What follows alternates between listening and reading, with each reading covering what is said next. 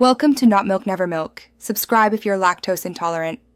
You begin by preparing a deformation-ready mesh and importing it into Roblox Studio.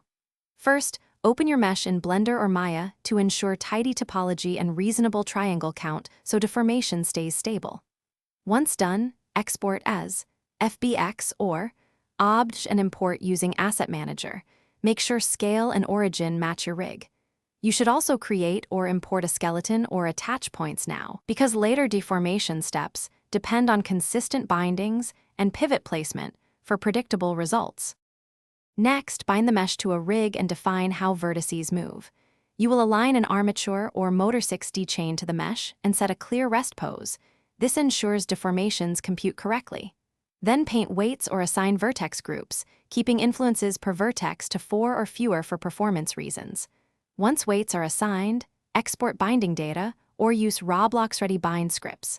Finally, play short animation loops to see how vertices follow bones, adjusting weights where pinching or stretching appears.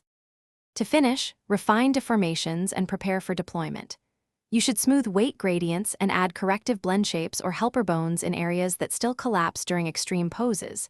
This fixes artifacts while keeping performance acceptable. Once satisfied, bake or export your animation clips and re-import to Roblox, making sure export settings match your original scene.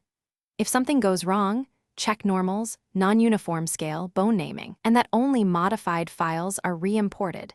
These common issues usually explain most deformation failures. Thanks for watching. If this was helpful, leave a like and consider subscribing. See you next time.